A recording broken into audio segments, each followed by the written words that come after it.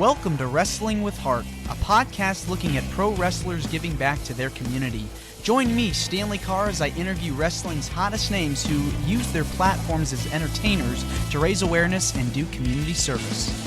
Hello and welcome to another edition of Wrestling with Heart. This is the show where we talk to professional wrestlers and professional wrestling personalities about their lives in and outside of the ring, as well as doing acts of charity work, community service, volunteering, and spreading positivity. We're all about the positivity here on the show, and I've got a very special guest with me.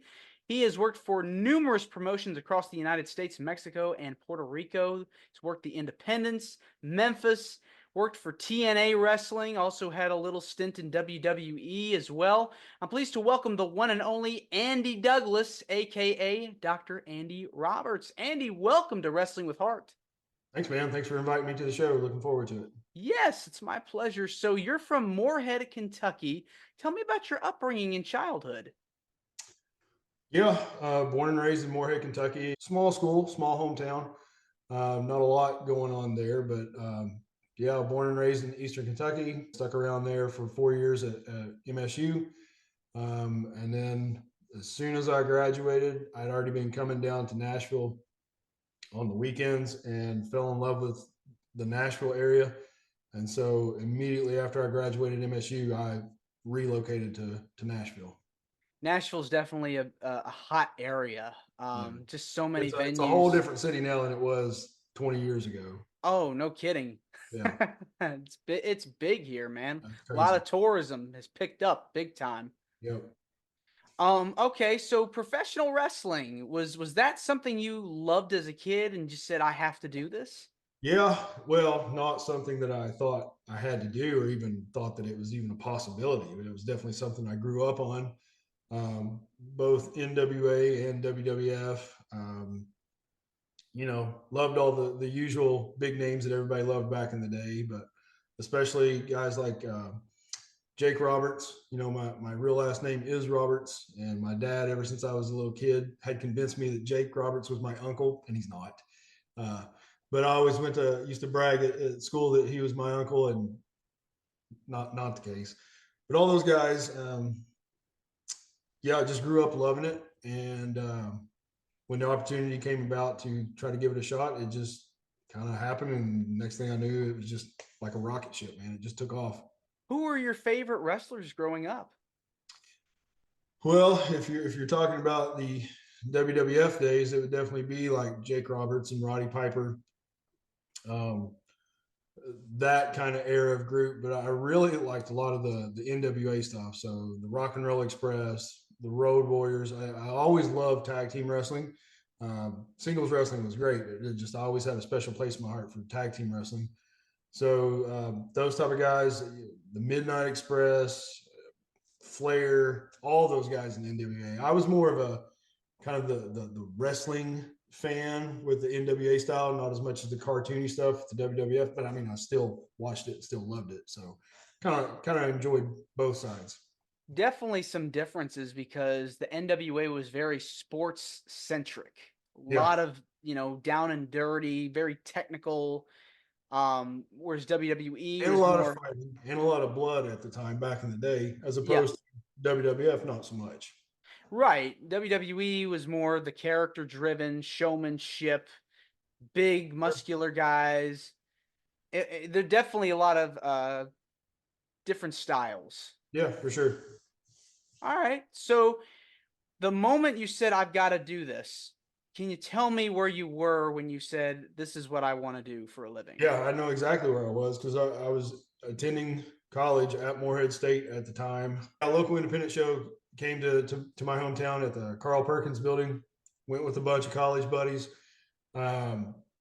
Most of the wrestlers on the show were really small, really skinny, didn't look athletic. And it was at that moment I was like, man, if those guys can do it, I'm pretty sure I can do this. Talked to the promoter after the show, and it wasn't too much longer after that I was training. Probably only trained for 3 or 4 months before I had my first match, and then that's when the learning really started to begin. Yeah, and training to be a pro wrestler is very, very hard. It's very intense. As I've spoken to a lot of different people on the show about, what was your experience like? Well, when I started, the ring that they had set up was in an old abandoned elementary school. It was like in the cafeteria. And since it was abandoned, there was no heat, there was no air conditioning. And my training took place in probably October, November, December, that type of time span. So it was The really cold fall. outside. Yeah, but winter, really. Hmm. Um, Maybe into January. But anyway, it was really cold. So we would be in there and you're freezing to death. You're hitting the ropes, you're taking bumps, and you're already, like I said, freezing to death. So everything just hurt more. It was almost impossible to get warmed up. So it was not a fun process. And I think when I started, there was probably 8 or 9 people that were training at the time. And I think out of those 8 or 9, there was just 2 of us that actually ever moved on to actually having a match. Wow. They just dropped off pretty quick. What school were you training at the time? It wasn't a school. I mean, the ring was set up in an old elementary school, but it wasn't like a wrestling. I don't think they even had a name. It was just the promoter of that show that I had been to. His main guy, Killer Kurt, was the local guy who, if anybody needed training, he was the one that would hold classes, hold sessions. So as far as like a school name, there, I don't think they had I one. gotcha. Okay, wrestling training in a elementary school cafeteria. Wow, that image does just not. It just Yeah, and no doesn't mesh electricity well. trade during the day when there was at least some sunshine coming through the windows. Yeah, must be a glimmer of hope that if you take the class and do well, you'll make it far. Yeah, Yeah. just All right. just wanted the chance. You wanted the opportunity to see what you could do. Sure. Okay. Well, what were some things that you took away from your training experiences? Any pieces of advice that the trainer said that stuck with you? Oh gosh, that's forever ago. Um, Maybe not necessarily while I was training, but once I actually started doing shows and around a lot of veterans, some of the best advice I ever got was from the older guys in the locker room or traveling down the road with the older guys. And a lot of it was just common sense stuff like slow down, take your time, don't try to do so much, trying to make a young guy understand that there is such a thing as having a bump card. Like there's only so many bumps in your body. When there's 10 people in the crowd, maybe not do 15 flips off the top rope, that type of stuff. Yeah. But that was always, I got super lucky, man. Like I said, trained in an abandoned school. That could have gone horribly wrong. I could have given my money to somebody that didn't know what they were doing. I could have gotten taken to the cleaners. But I got super lucky with the guy that trained me was quality. He knew what he was doing. He trained me well. And then the group of guys that I kind of started with in my local like independent circuit were all quality guys who knew what they were doing, were good workers. Yeah, they would take you out there being a greenhorn and rough you up pretty good and stretch you a few times, but it was with a purpose. They weren't out there trying to hurt you just for the sake of hurting you. They were, putting it a little snug, taking a little further than normal in a teaching moment, in a teaching way, so that you really kind of understood what you were doing and what you were getting into. Tough love, basically. Yeah, basically. Yeah. All right. So you got your training, start working some matches, you make it to the independent scene. What was that experience like before you hit the big time?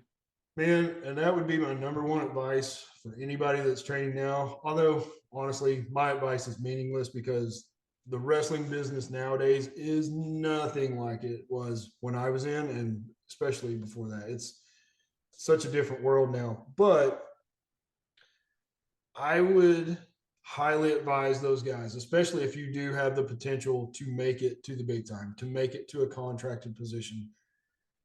Enjoy that climb, enjoy that process. Because as I look back on my career, that was the most fun time of my career. That's when wrestling was fun. Once we got contracted with TNA, and as we climbed that ladder in TNA, professional wrestling got less and less fun, and it was more, this is a job. And so I would say if you never make it to that pinnacle, or if you've got a good chance of making it to that pinnacle, enjoy the time, and don't look at it as being beneath or less than. Yeah, some pretty good advice there, little words of wisdom. But yeah, you made it to TNA. I mean, at that time, it was a growing promotion. Jeff Jarrett was there. What was it like working for TNA? Man, it was pretty awesome because at first, Chase and I both lived in Nashville, and that's when they were running out of the asylum, the Tennessee Fairgrounds, and they were doing every Wednesday night the weekly pay-per-views, and they would always have dark matches on Explosion before the actual pay-per-view went live.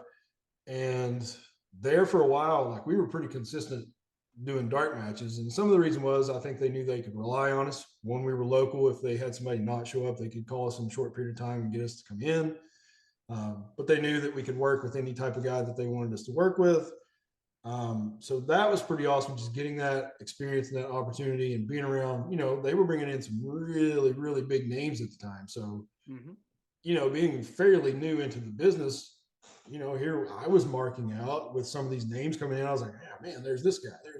I watched that guy when I was growing up. It was pretty cool. And so to only be a few years into the business and then be in that position was pretty awesome. Yeah, I mean, you got to work with so many different people. Uh, Seeing guys like DDP and Sting and Jeff Hardy, guys like AJ Styles and Abyss on the rise. I mean, can't Yeah. get any better than that. I mean, come on. Yeah. And it was, Road Dogg and Billy Gunn and all those guys that they brought in.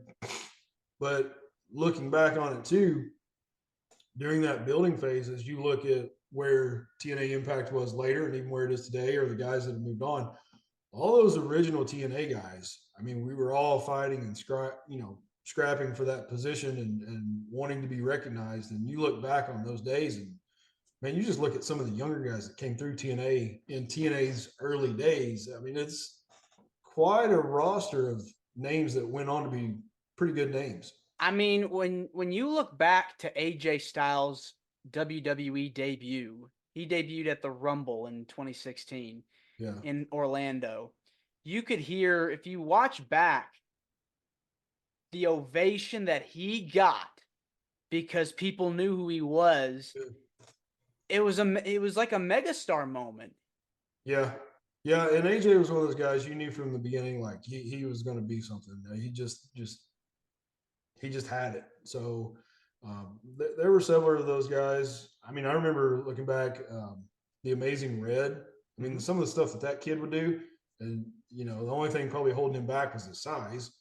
But nonetheless, I mean, some of those guys and some of those matches, especially with like Jerry Lynn and some of the older guys that did that high flying style, but then they brought in a lot of the younger guys that did that high flying style. And some of the matches that they had in the early days of TNA were just nuts. Yeah, the X division was hot, man. It was like one of the biggest draws in that company, especially Yeah, back then. but I mean, I think it set us aside, made us a little different from anything else that was out there. The six-sided ring, I mean, Very well, it's unique. It looked cool, but it sucked to work in. Really? Yeah. What happened? Well, with having those extra sides, it takes some getting used to positioning wise and knowing where to go and knowing which direction to hit the ropes. And it makes it even more difficult if you're doing tag matches, because then it's just the physics of it makes it difficult.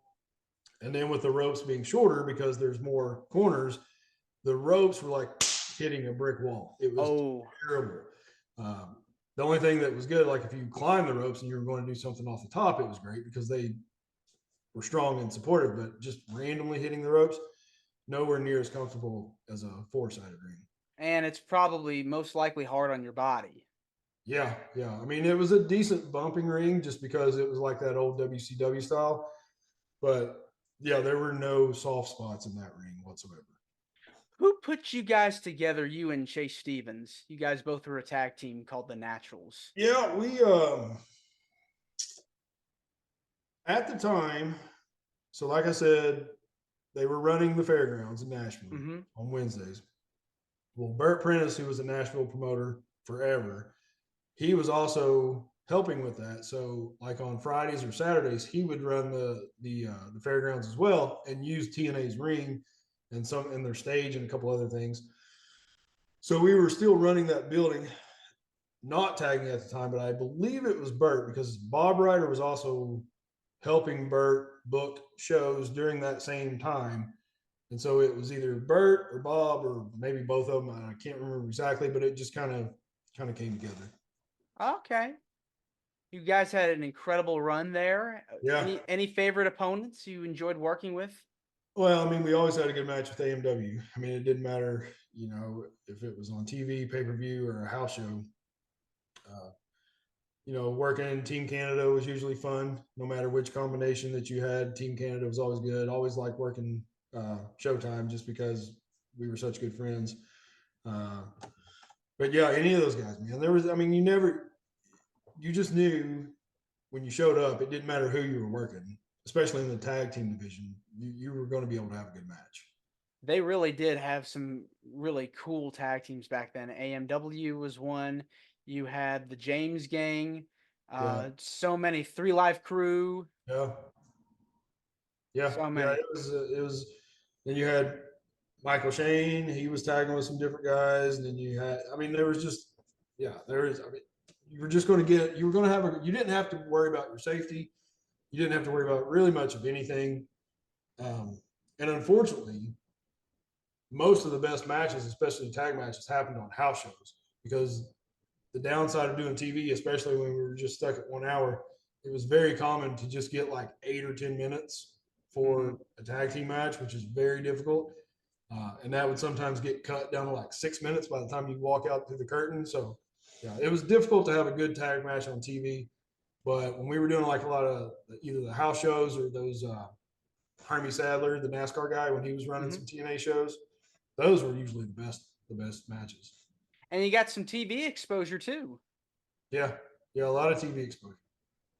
Were you around before the Spike TV era? No, we were there during that.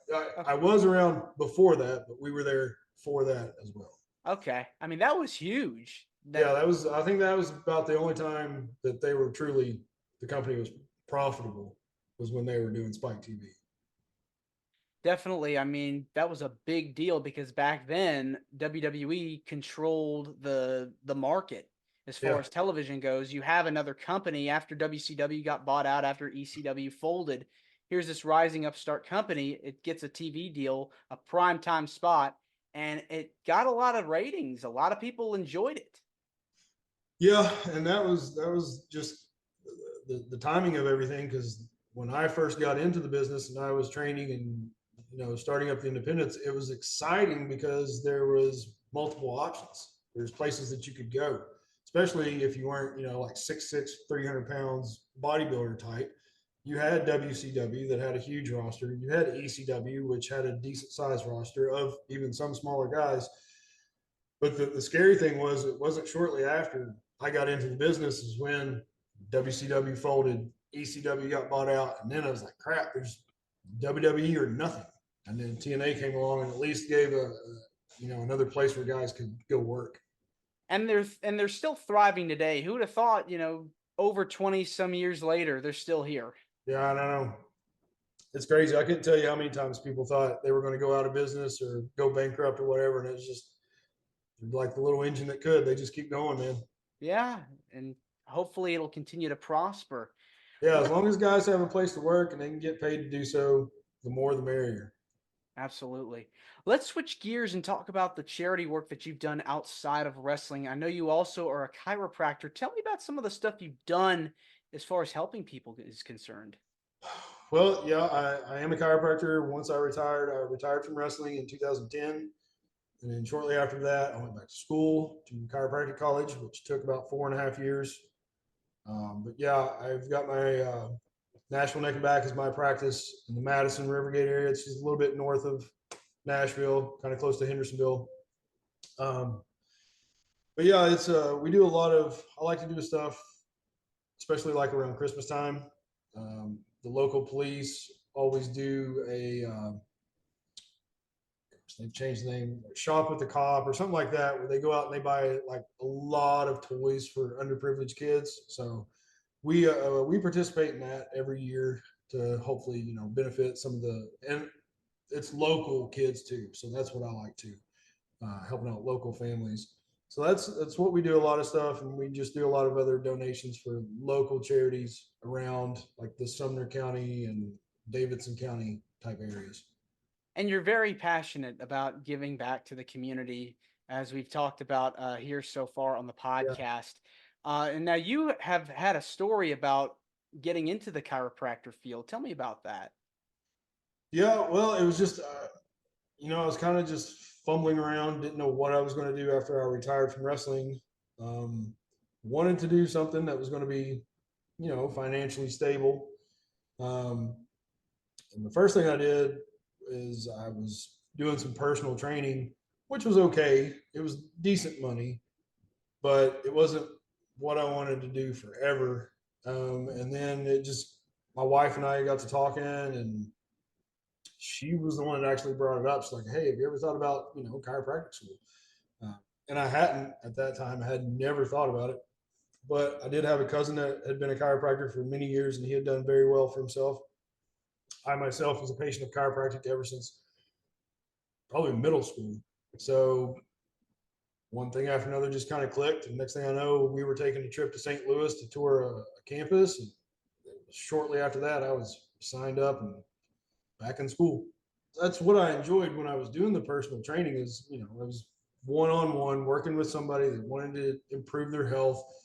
And we were able to track that and see their progress. And I think the transition to chiropractic kind of just made sense. You're one-on-one with the patient, you're helping them progress through their health issues or their health goals. And it's fulfilling, to be able to help somebody get better.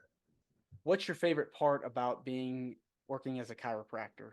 Just seeing people get better, man. I see people come in, they're in tears, they're in a wheelchair, they're crawling in the front door because they can't stand up, or they've been dealing with something for 15, 20 years and no other chiropractor's been able to help them. And they come into my office and we get them better, man. It's pretty awesome experience. It's pretty awesome to see. And it definitely helps save lives too. Yeah, I mean, it's your health. Your health is the most important thing. And right now in America, we don't have true health care. We have sick care. They just want to prescribe you as much as they can prescribe you and make you take as many pills. And, a cured patient isn't profitable. So they don't want you to get cured. They just want you to keep taking the meds. So that's my biggest goal, is to get people off medications that they don't need to be on, get them out of pain, get them living their best life. I love to hear that. Andy, I want to say thank you for coming on to the show. It means a lot to me and to the listeners and viewers that are watching this on YouTube. Where can people find more about you? So we're on all the usual social media platforms, Facebook, Instagram. I do have a YouTube channel. All you have to do is search Nashville Neck Back. I'm not as active as I used to be on social media, just because the algorithms change so much and it becomes exhausting. But I am still on there. I still check it. So you can find Nashville Neck Back on any of those social platforms, or you can Google us. Like I said, we're in the Madison Rivergate area. If you need any type of care, my office also specializes in car accident patients. So if you've been injured in a car accident, I specialize in that. And my other biggest specialty is called spinal decompression, which is targeted at disc issues. So if you have symptoms or pain that runs down your arms or down your legs, that's a very specific treatment that targets the root cause of those issues. And not every chiropractor does that, but we specialize in it. All right. Well, Andy, thanks again, and you're more than welcome to come back. All right, man. Thanks for the interview. I appreciate it. Of course. Take care. This is Wrestling with Heart. I hope you found this podcast to be informative and entertaining. If you did, please hit the subscribe button and look out for the next edition.